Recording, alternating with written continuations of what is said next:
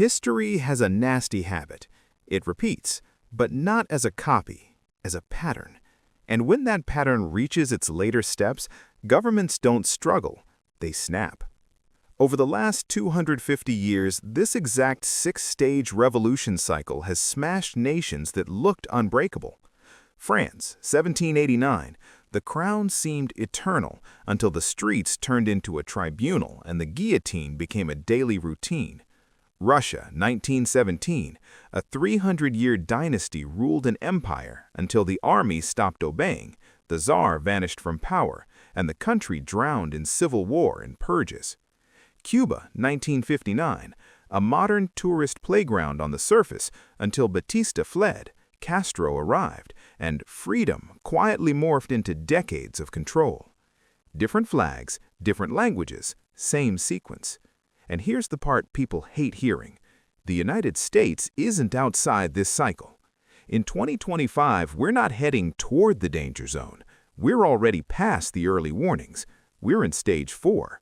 And once a country hits stage 4, stage 5 doesn't arrive with a speech, it arrives with momentum. This video is a breakdown of how revolutions actually form, not in movies, not in slogans, but in real life, step by step, predictable, repeatable. It's also about why the people in charge almost never recognize the danger until it's already too late, and why the numbers suggest the United States is moving through the same cycle right now. And here's the promise. By the end of this, you won't hear political chaos and shrug. You'll be able to identify the stages like warning sirens, to look at a country and say, we're here, and what comes next is always the same kind of trouble. First, we need to be brutally clear about one word, because people misuse it constantly. A revolution is not a protest. It's not a riot. It's not even a dramatic election where one side wins and the other side panics. A revolution is something far more extreme. A revolution is when the entire existing order gets shattered, the rules, the institutions, the old legitimacy, and then replaced with something new. And here's the part history keeps repeating. What replaces it is often not better. It's often harsher, more violent, more controlling than what came before. And revolutions don't happen just because people are poor. Poverty is ancient. If poverty caused revolutions, the world would be on fire 24/7. Revolutions happen when something more dangerous occurs. People expect a decent life, and reality humiliates them. The gap between the elite and everyone else becomes so obvious it feels like an insult. And most importantly, people stop believing the system can fix itself. Because when citizens still believe reform is possible, they wait, they vote, they negotiate, they protest peacefully. But when enough people reach the point where they think nothing will ever change through the normal channels, that's when the logic shifts. And when peaceful reform feels impossible, violent revolution stops feeling unthinkable. And this isn't some edgy internet theory. This is a warning that's been spoken from the highest levels of power. John F. Kennedy put it in one sentence: those who make peaceful revolution impossible will make violent revolution inevitable. Read that again, because it's not a slogan, it's a rule. He wasn't cheering for revolution, he was describing what happens when a system refuses to listen, refuses to reform, refuses to let pressure out peacefully. When the pressure can't escape through votes, courts, and institutions, it escapes another way. So if you think this is partisan, it's not. If you think this is ideology, it's not. It's history, and history doesn't negotiate. Now here's the pattern, because once you see it, you can't unsee it.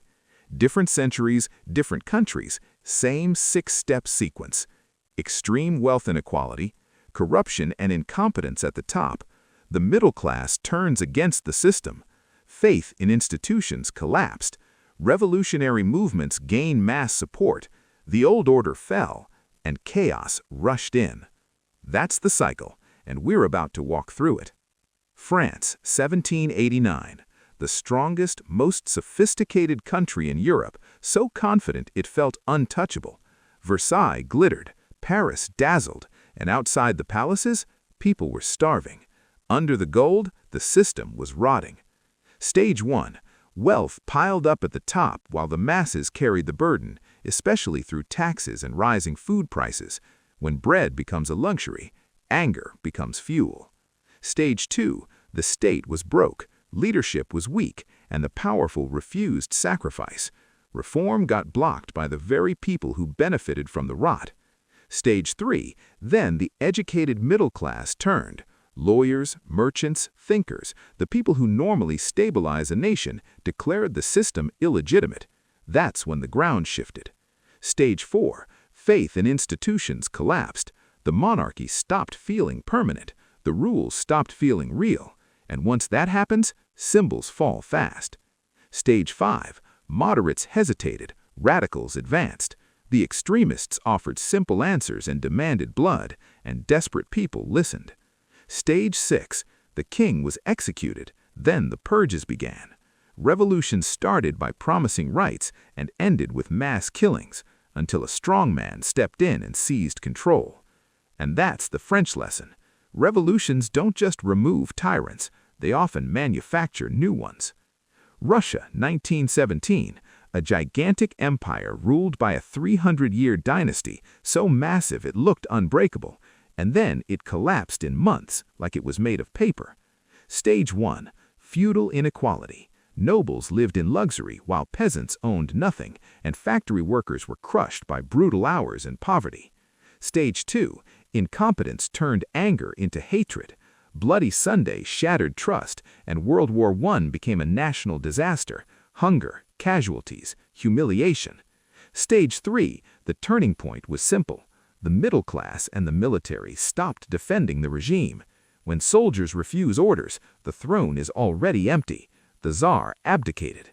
Stage 4, the replacement government promised reform but delivered delays. It lost legitimacy almost instantly because people needed results, not speeches. Stage 5, then the Bolsheviks offered 3 words that hit like a weapon: peace, land, bread. Simple, direct, irresistible. They seized power, and the country exploded into civil war and terror. The Tsar and his family were executed, and the system hardened into a dictatorship that later escalated into Stalin's purges. Russia's lesson is brutal.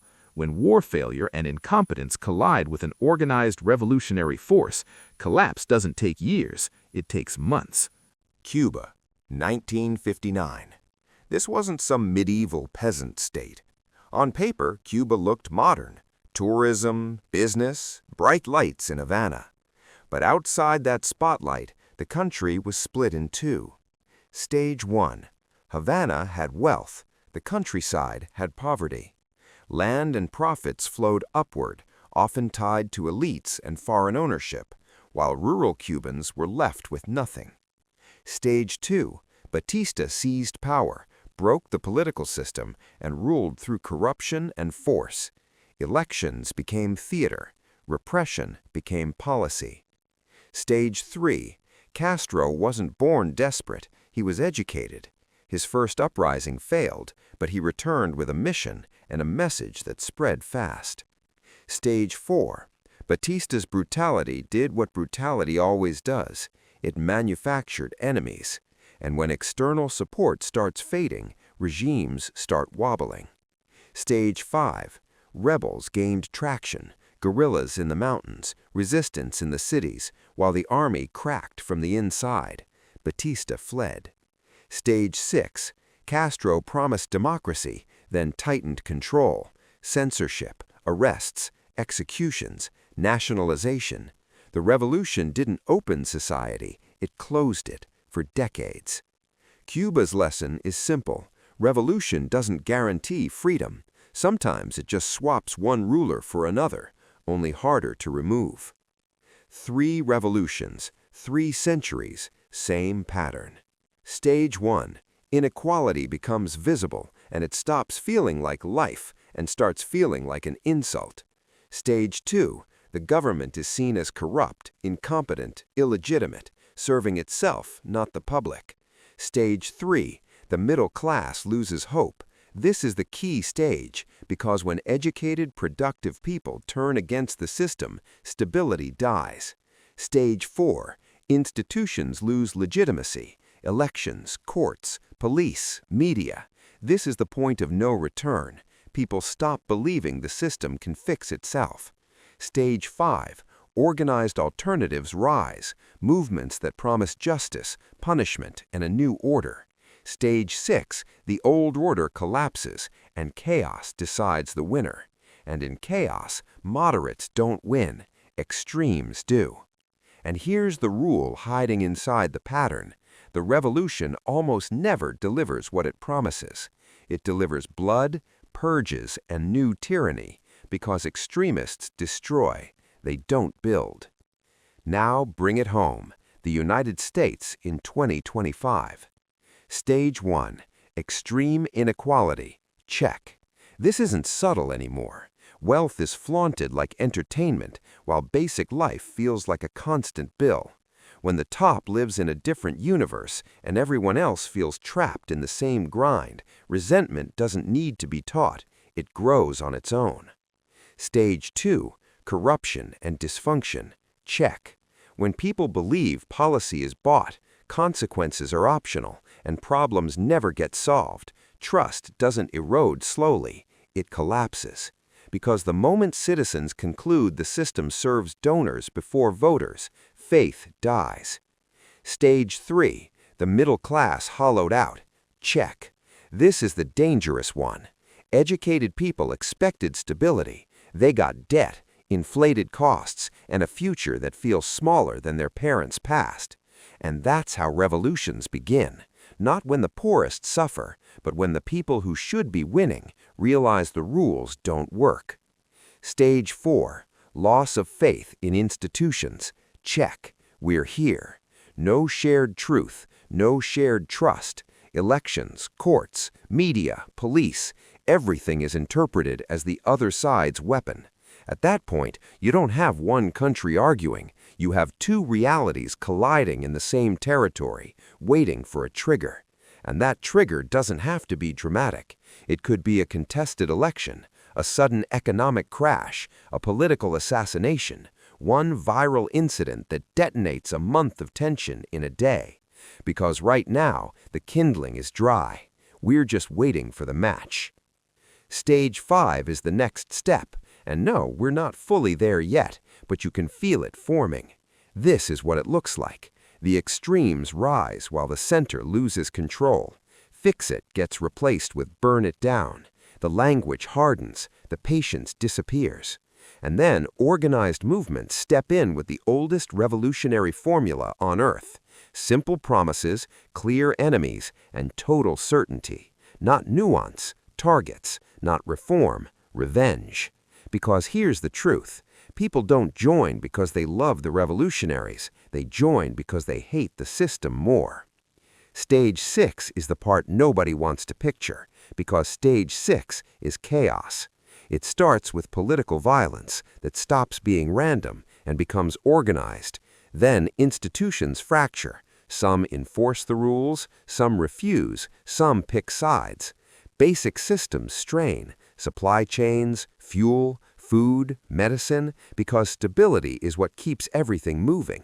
And once trust collapses, the economy follows. People stop believing in money, in markets, in promises, so everything freezes or breaks. Regions begin acting like separate countries. Some refuse federal authority. Fragmentation pressure rises. And here's the dangerous multiplier. Foreign powers don't watch that and stay neutral. They exploit it. They amplify it. They fund it. They'd love to see America weakened from the inside, because the pattern doesn't care about exceptionalism. So can it be stopped? Maybe. Maybe reform happens before rupture. Maybe pressure gets released peacefully. Maybe the system corrects itself while there's still time. But history is ruthless about this. Once a country sinks deep into Stage 4, once trust is broken, reversal is hard, because even good reforms get interpreted as tricks, and even fair outcomes get rejected as illegitimate. And that's the dread buried inside the cycle. Stages 5 and 6 come fast. France, Russia, Cuba, every time the people in power missed the moment the ground shifted. Every time they believed they were safe, Every time they believed they were different, and every time the pattern won.